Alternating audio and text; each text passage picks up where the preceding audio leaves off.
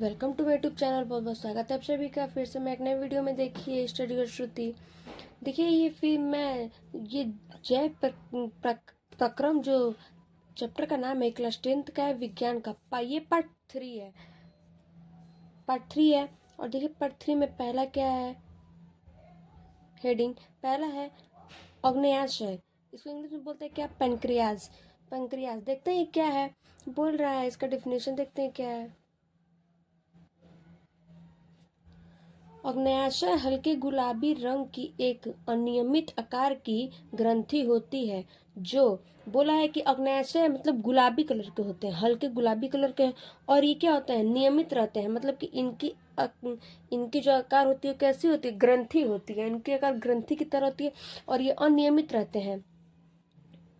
जो ग्रहणी की दोनों भुजाओं के बीच में मेसेंट्री द्वारा एक ही स्थान पर सधी हुई पाई जाती है। बोला है कि जो ग्रहणी होती है उसके दोनों के बीच की जो मेसेंट्री होती है, मेसेंट्री उसको क्या बोलते हैं, उसी मतलब उसके द्वारा क्या होता है, एक ही स्थान पर क्या होती है, सधी होती है, मतलब एक ही स्थान पर स्थित रहती है। वो एक ही स्थान पर क्या करती है, पाई जाती है। यह प्रकृति में बाह्यश्रावी एवं अंतःश्रावी होती है। मतलब ये क्या होती है, बाह्यश्रावी है और ये अंतःश्रावी है। और क्योंकि यह दो भिन्न प्रकार के ग्रंथिल ऊतकों की बनी होती है। यह किसकी बनी होती है, तो दो भिन्न प्रकार की बनती है। तो किसकी बनी होती है, ऊतकों की। ग्रंथिल जो ऊतक होती है उसी की क्या होती है, बनी होती है। कौन, तो ये अग्न्याशय बनी होती है। फिर है कि ग्रंथि का प्रमुख ऊतक बाह्यस्रावी होता है। बोला है कि जो ग्रंथि का प्रमुख ऊतक होता है वो कैसा होता है, तो बाह्यस्रावी होता है। कैसा होता है, बाह्यस्रावी होता है।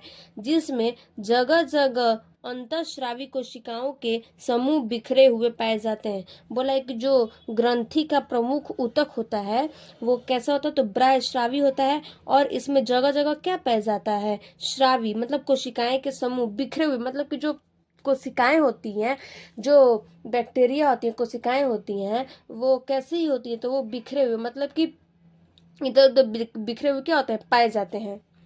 जिन्हें लैंगरहैंस की दीपिकाएं कहते हैं। जिन्हें क्या बोलते हैं, लैंगर जो बिखरे हुए थे उसको बोलते हैं क्या, लैंगरहैंस दीपिकाएं। इसको इंग्लिश में बोलते हैं आइसलेट्स ऑफ लैंगरहैंस कहते हैं। इसको क्या बोलते हैं, लैंगरहैंस भी कहते हैं।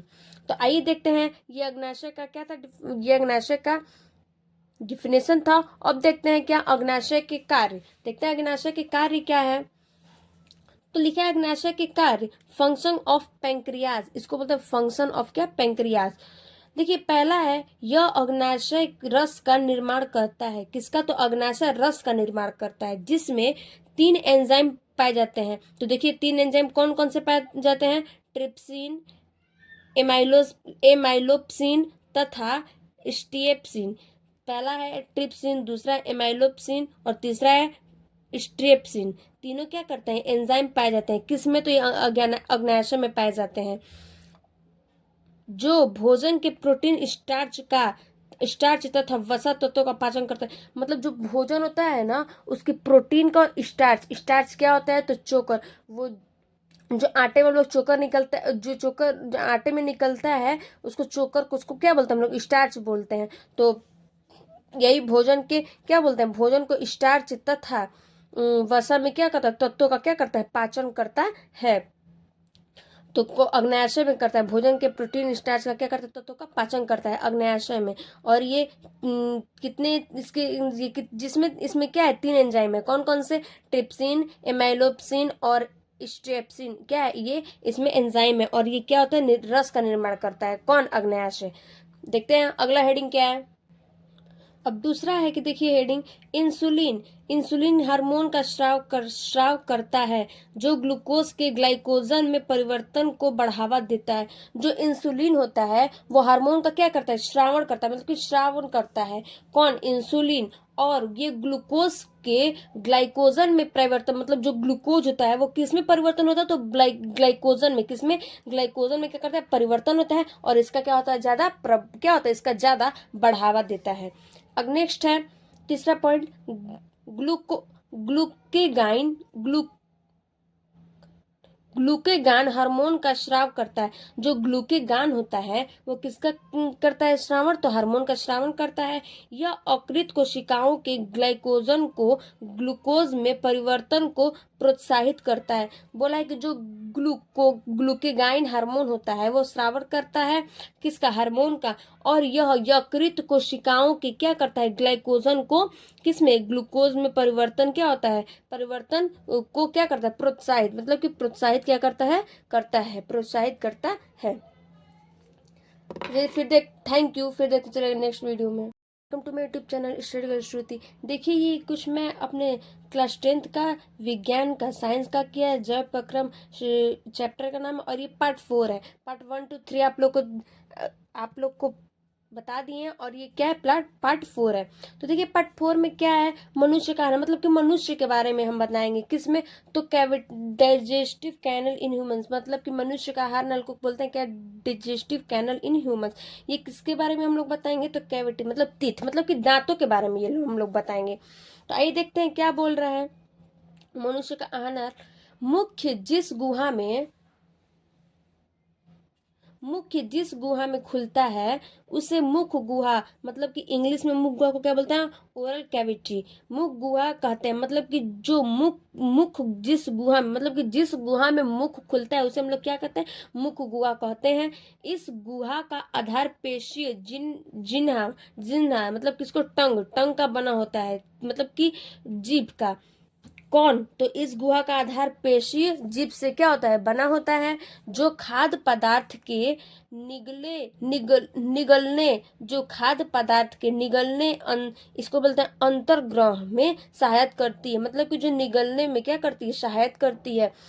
मुख गुहा के ऊपरी एवं निचले दोनों जबड़े में दांत पाए जाते हैं। मतलब कि जो हम लोग का मुख हुआ, मतलब कि जो हम लोग का मुंह होता है उसके ऊपरी और निचले दोनों जबड़ों में क्या होता है? दांत पाए जाते हैं, जो भोजन को क्या करता है? काटने, चबाने तथा पीस कर नर्म करते हैं। मतलब कि ये जो दोनों दांत, मतलब ऊपर नीचे जो हम लोग के दांतें होते हैं जबड़े में जो पाए जाते हैं, वो हम लोग को क्या करते हैं? काटने में, चबाने में और पीसने में क्या करते हैं? काम आते हैं, जिससे खाद्य पदार्थ आसानी से क्या होता है? निगला जा सकता है। मतलब कि जो हम लोग खाते हैं उसको पीस देते तो खाद्य पदार्थ क्या होता है? वो आसानी से क्या होता है? पिसा जाता है, मतलब कि आसानी से निगला जा सकता है। तो अगला देखिए नेक्स्ट क्या है? हेडिंग टीथ, मतलब कि दांत। देखिए अगला हेडिंग दांत क्या कह रहा है? यह है अगला हेडिंग दांत। भोजन को काटने तथा चबाने के लिए दोनों जबड़ों में दांत दबाए जाते हैं। बोला है कि भोजन को काटने में, चबाने में और जबड़े में जो दांत पाए जाते हैं वो क्या करते हैं? किस लिए पाए जाते हैं? तो वो काटने में, चबाने में और भोजन के लिए क्या करते हैं? पाए जाते हैं। मनुष्य के दांत गर्त दंती, मतलब कि जो मनुष्य के दांत होते हैं वो गर्त दंती, इसको इंग्लिश में बोलते हैं कोडोनंट, दुबार दंती तथा विषम दंती होते हैं। मतलब कि बोला है जो जबड़े में दांत हम लोग में पाए जाते हैं मनुष्य के, उस दांतों का नाम बता रहा है क्या क्या है। तो पहला है गर्त दंती, दूसरा है दुबार दंती और तीसरा है विषम दंती होते हैं। मतलब कि तीन मनुष्य के तीन दांत मनुष्य में जो हम लोग चबाते हैं, जिसे पीसना और काटते हैं, भोजन करते हैं, काटते हैं और जो चबाते हैं उसका नाम है दंती, द्विबार दंती और विषम दंती होते हैं। मनुष्य में निम्नलिखित 4 प्रकार के दांत पाए जाते हैं। बोला मनुष्य में 4 प्रकार के दांत पाए जाते हैं। तो कौन कौन से हैं? तो देखिए पहला है कृंतक या इंसाइजर्स। बोला है कि जो कृंतक या इंसाइजर है वो एक पहला है। तो देखिए ये क्या कह रहा है? 4 ऊपरी जबड़े में तथा 4 निचले जबड़े में सामने की ओर स्थित होता है। देखिए अपने जबड़ों में, देखिए अपने जबड़ों में 4 जबड़ों में ऊपरी 4 जबड़ों में होंगे और निचले 4 जबड़ों में होंगे, और सामने की ओर स्थित होता है। मतलब कि जो सामने जो 4 ऊपर जबड़े में और जो नीचे होते हैं 4 दांत क्या होते हैं? कुतरने और काटने के लिए काम आते हैं। किस में काम आता है? तो कुतरने और काटने के लिए। जो सामने के 4 दांत होते हैं ऊपर नीचे, वो दोनों किस लिए काम, चारों दांत मतलब किस लिए काम आते हैं? 8 4 ऊपर और 4 नीचे, ये चारों 8 दांत किस लिए काम आते हैं? तो कुतरने के लिए और क्या करने के लिए? काटने के लिए काम आते हैं। नेक्स्ट हेडिंग देखते हैं क्या है। नेक्स्ट हेडिंग है रदनक या कैनाइन। कैनाइन्स और रदनक देखते हैं क्या है। इनके शिखर नुकीले होते हैं। जो इनके शिखर तो कैसे होते हैं? तो नुकीले होते हैं। ये भोजन को चीरने फाड़ने का काम करते हैं। ये किस में काम करते हैं? देखिए जैसे कि जो हम लोग के जो शिखर दांत होते हैं, मतलब कि जो साइड में देखते होंगे, जो 4 दांत है ना ऊपर जबड़े में, उसके किनारे किनारे देखिए नुकीला नुकीला दांत है। उस दांत को, वो जो दांत है उसमें वो किस काम में आते हैं? तो चीरने में फाड़ने में काम आते हैं। ऊपरी तथा निचले जबड़े में 2 रदनक होते हैं। वही मतलब कि जो 4 दांत के साइड में है, 2 जो नुकीले नुकीले दांत हैं, उसी को किस में तो चीरने में फाड़ने में क्या करते हैं? वही काम आते हैं। ये मांसभक्षियों में अधिक विकसित होते हैं। मांसभक्षियों मतलब कि जो जानवर होते हैं जो मांस खाते हैं, वो ज्यादा खाते हैं, तो उन लोग में क्या होता है? ये अधिक पाया जाए। ये दांत जो होता है क्या, अधिक जो नुकीले दांत होते हैं, ये क्या करते हैं? अधिक पाए जाते हैं। किसमें? तो जानवर में। देखिए तीसरा हेडिंग क्या है। तीसरा है प्रचर्वक या प्रीमोलर। प्रीमोलर दांत जानते हैं आप लोग? प्रचर्वक और प्रीमोलर। देखिए क्या बोल रहा है, इनकी संख्या ऊपरी तथा निचले जबड़े में 4 होते हैं। देखिए ये बोला है कि इनकी संख्या ऊपरी तथा नीचे में, जो ऊपर और जो नीचे के जबड़े में होते हैं वो 4 दांतें होते हैं। और ये किस में काम आता है? तो ये चबाने में काम आता है। जो ऊपर का नीचे का जो दांत होता है किस में काम आता है? चबाने में आता है। इसको हम लोग बोलते हैं क्या? प्रीमोलर। ये प्रीमोलर में होता है। नेक्स्ट है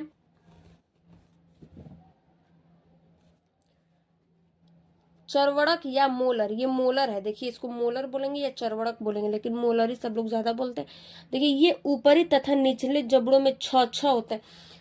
मतलब कि ये जो ऊपरी और निचले जबड़ों में 6 दांत होते हैं, इनका शिखर अधिक चौड़ा व उभार युक्त होता है। मतलब कि जो चौड़ा चौड़ा हम लोग का दांत होता है वो क्या बोलते हैं? ऊपर वाले जबड़े में और नीचे वाले जबड़े में क्या 6 दांत होते हैं। और ये उभार युक्त होता है, ये अधिक चौड़ा भी होता है।